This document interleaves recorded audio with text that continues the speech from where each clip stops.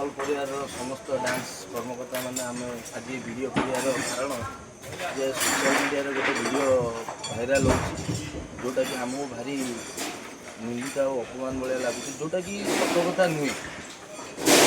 ଭୁଲ କହୁଛି ଯେଉଁଟା କୌଣସି ମାତ୍ରାରେ ସତ କଥା ନୁହେଁ।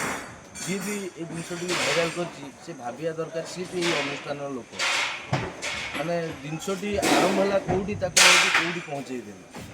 କଷ୍ଟ ଭାରି ଜୋରେ ଆମକୁ ଲାଗୁଛି ଏଇ ଜିନିଷଟା, କାରଣ ଆମେ ବି ଏଇ ଅନୁଷ୍ଠାନରେ କର୍ମ କରୁଛୁ, ମାଲିକର ଦାନା ଖାଉଛୁ, ପଇସା ନେଉଛୁ। ଆମର ଏଠି କୌଣସି ଜିନିଷର ପ୍ରୋବ୍ଲେମ୍ ନାହିଁ। ଆମେ ଏଇଠି ରହିଲୁଣି ଆସି 3-2.5 ମାସ ପହଞ୍ଚିଲାଣି, ଆଖଡ଼ା ଘର 1.5 ମାସ ଗଲାଣି, କିନ୍ତୁ ଆଜି ପର୍ଯ୍ୟନ୍ତ କୌଣସି ଅସୁବିଧା ନାହିଁ। ନା ପଇସା, ନା ଖାଇବା, ନା ଇଏ, କୌଣସି ଭାବରେ ଟେନସନ୍ ନାହିଁ। ସବୁ ଠିକ୍ଠାକ୍ ଚାଲିଛି ଆମର ଇଏ। ଏଇ ଗୋଟେ ଜିନିଷଟି ହେଲା ଆକ୍ଚୁଆଲି ସତ କଥାଟା କ'ଣ ଦେଖାଯାଏନି, ଟିକେ ନାକୁ ଭିଡ଼ିଓ କ୍ଲିପ୍ କରିକି ଛାଡ଼ି ଦେଇଛନ୍ତି ଯେଉଁଟାକି ଭାରି ଜୋରେ ଭାଇରାଲ୍ ହେଉଛି। ସେଇଟା କିନ୍ତୁ ସମ୍ପୂର୍ଣ୍ଣ ମିଥ୍ୟା କଥା। ସତ ଘଟଣାଟି ହେଉଛି ସେଦିନ ରାତିରୁ ନେଇକି ତା ଆର ଦିନ ମିଟିଂ ସରିବା ପର୍ଯ୍ୟନ୍ତ ଘଟଣାଟି ହେଉଛି। ରାତିରେ ଯିଏ ଦେବ ବାବୁ ସିଏ ଆସିବା ଡେରି କରିଥିଲେ। ପେଣ୍ଟି ରୁମ୍ ଟାଇମ୍ ହେଉଛି ଆମର କ୍ୟାସେଟ୍ ପଡ଼ିଆ ଟାଇମ୍ ହେଉଛି 11:30, କିନ୍ତୁ ସିଏ ଆସିକି ପହଞ୍ଚିଥିଲେ 12:05।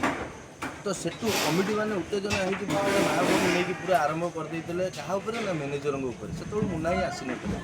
ମୁନାଇ ଆସିଲା ବେଳୁ ଅଲରେଡ଼ି ସେ ଆମର ଯିଏ ନବାବୁ ସହପରିଚାଳକ ଅଛନ୍ତି ତାଙ୍କ ଉପରେ ଅଲରେଡ଼ି ମାନେ ସୋଦା ପୁରା କରିସାରିଲେଣି କମିଟି ଭାଇ।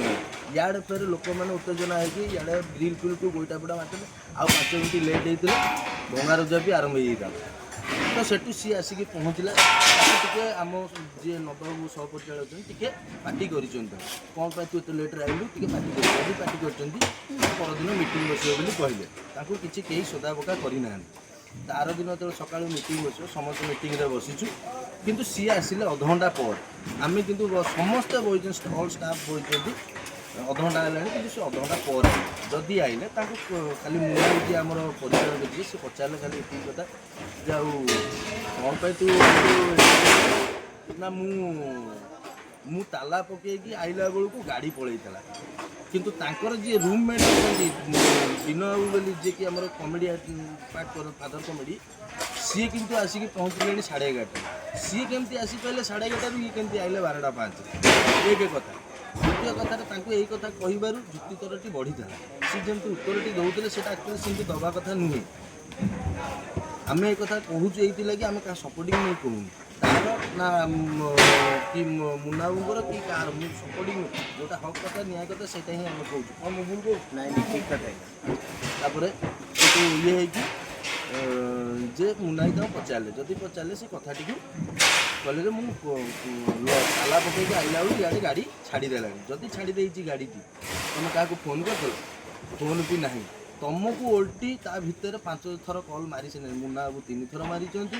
ମ୍ୟାନେଜର ଆମର ଯେଉଁ ନବାବୁ ସିଏ ମାରିଛନ୍ତି 2 ଥର କଲ୍। ରାଜା ମ୍ୟାନେଜର ଯିଏ ବି ଅଛନ୍ତି ଆମର ସିଏ ବି ମାରିଛନ୍ତି 3 ଥର କଲ୍। ଆପଣ କାହାର ରିସିଭ୍ କରିଥିଲେ? କାହାର ବି ରିସିଭ୍ କରିନଥିଲେ।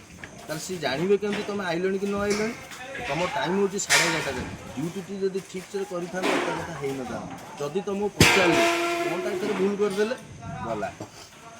ଏତି କଥା କହିବାରୁ ଯୁକ୍ତିଟି ବଢ଼ିଥିଲା। ଯଦି ଯୁକ୍ତିଟି ବଢ଼ିଥିଲା ବଢ଼ୁକା ସେଠୁ ଆମର ଯିଏ ନବାବୁ ଯିଏ ସହପରିଚାଳକ ସିଏ କହିଲେ ତୁ କ'ଣ ଏତେ ଯୁକ୍ତି କରୁଛୁ, ଏମିତି କରୁଛୁ, ସେ କରୁଛୁ ନା ତୁମେ ବସ, ତୁମେ କ'ଣ ଏତେ କଥା କହୁଛ?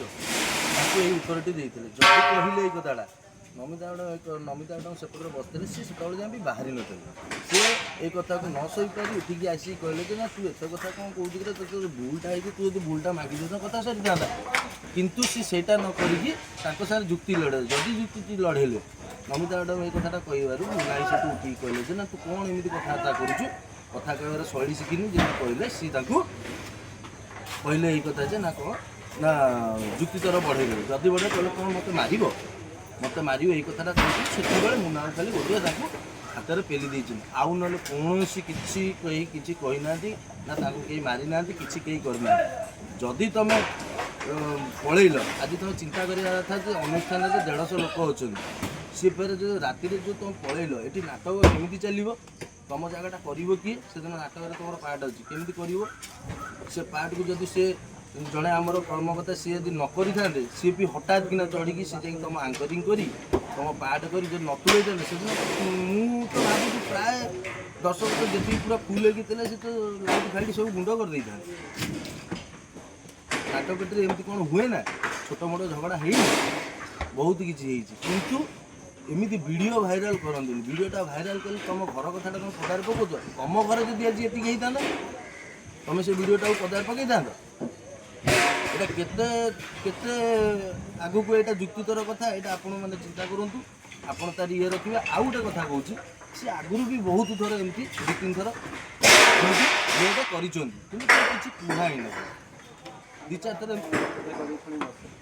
আগুরু হেইছি না না আগুরু দুই চার থর হেইছি আখড়া ঘরে বি থর হেইতলা ଆମେ বসে ফিল্ড এটা ফিল্ড উপরে দুই তিন থর তো বন্ধ হইতলা হইতলা जो डेरी करिके आस्ते बोली किसी कही नदेले किंतु आखड़ा घर थर फेल भी कर देते नाटक सार बसते भल मत बसते सी फेल भी करते कि से थर भी किसी कह ना यहाँ जो कमिटी लोक जब न सोदासोदी करते तथापि किसी होना सी जो टाइप कमिटी लोक आसिक सोदासोदी कले माँ भूणी नहीं जो मैनेजर नहीं पूरा आम से खाऊ से उपस्थिति जो टाइप से नेले तो सी जदि बापा हिसाब से पदे कहीदे कौनटा भूल कहीदे आमको कौन आम बापा बाड़ना जदि से जिन से पिला जहाँ भी था जो लोक वीडियोटी भाइराल कला सी केमी कला सी भी तो सी अनुष्ठान नाना खाऊँगी केमी से वीडियोटी भाइराल कला आम समस्ते मिसिक कहूँ जदि आदि